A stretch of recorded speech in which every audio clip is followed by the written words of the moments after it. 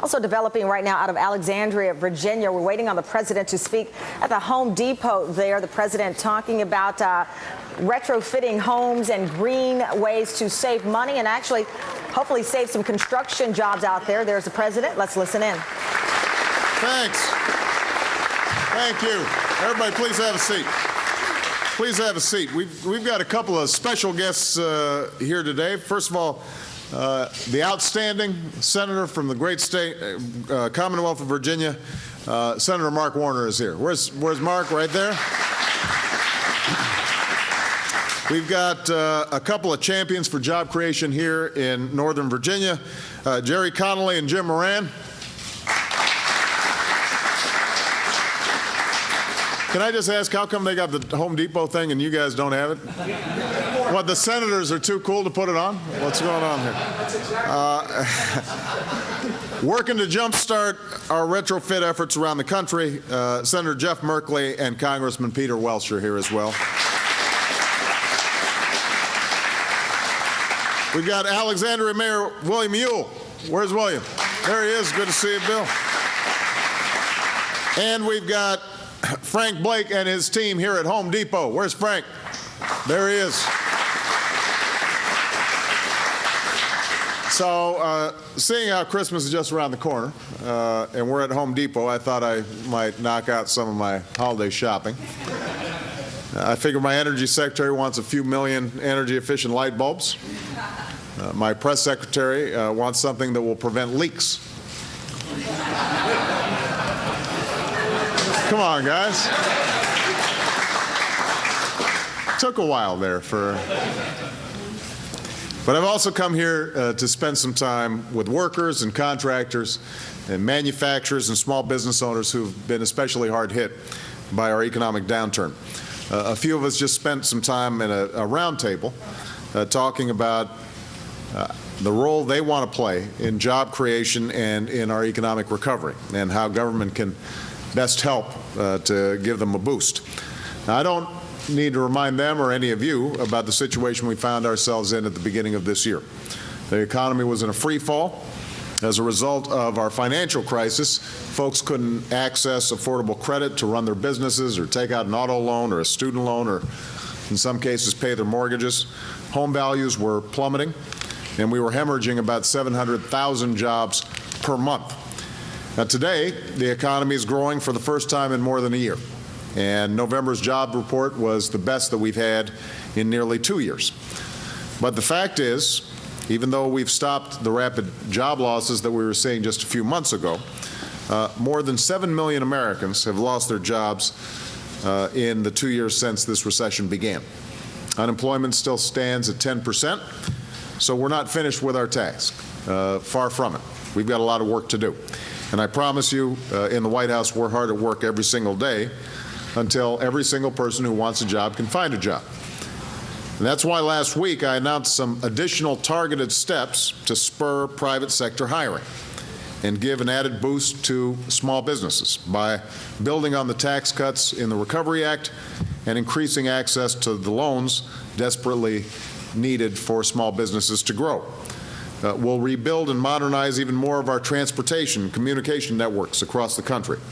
And I called for the extension of emergency relief like unemployment insurance and health benefits to help those who've lost their jobs while boosting consumer spending and promoting job growth. We also want to take some strategic surgical steps in areas that are going to generate the greatest number of jobs while generating the greatest value for our economy. And from the moment we took office, even as we took immediate steps to deal with the financial crisis, we began investing in newer, stronger foundations for lasting growth, one that would free us from the cycle of boom and bust that has been so painful, one that can create good jobs and opportunities for a growing middle class. That's at the heart of our efforts, and clean energy can be a powerful engine for creating that kind of growth. And that's why the Recovery Act included the single biggest investment in job-creating clean energy in our history, in renewable sources of energy, in advanced manufacturing, in clean vehicle technology, in a bigger, better, smarter electric grid that can carry clean homegrown energy from the places that harness it to the places that need it. And after these investments have been given the better part of a year to take root, a picture of their impact is starting to emerge. I just received a report from Vice President Biden that confirms that as a result of the steps that we've taken, a major transformation of our economy is well underway. We are on track to double renewable energy production and double our capacity to manufacture clean energy components like wind turbines and solar panels right here in the United States by the year 2012, doubling it.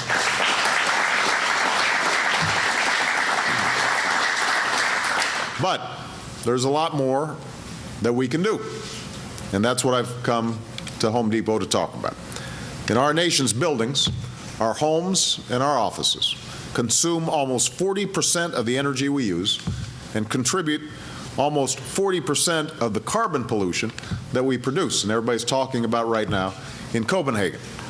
Homes built in the first half of the last century can use about 50% more energy than homes that are built today.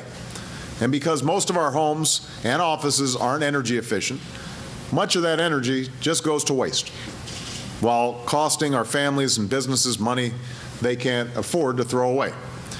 The simple act of retrofitting these buildings to make them more energy efficient, installing new windows and doors, insulation, roofing, sealing leaks, modernizing heating and cooling equipment, is one of the fastest, easiest, and cheapest things we can do to put Americans back to work while saving money and reducing harmful emissions. You watch, we will be witnessing today some great future political leaders. There's plenty of them in the room. Not just up here, right? Out there, too. We really appreciate it. That was beautiful. Thank you very much. We're also joined by Caitlin Mullen, a student at the University of Nebraska in Lincoln, while simply standing at a table to represent a conservative group on campus, Turning Point USA, which does such incredible work. And thank you very much, Charlie. It's true. Come on, we could give him a hug.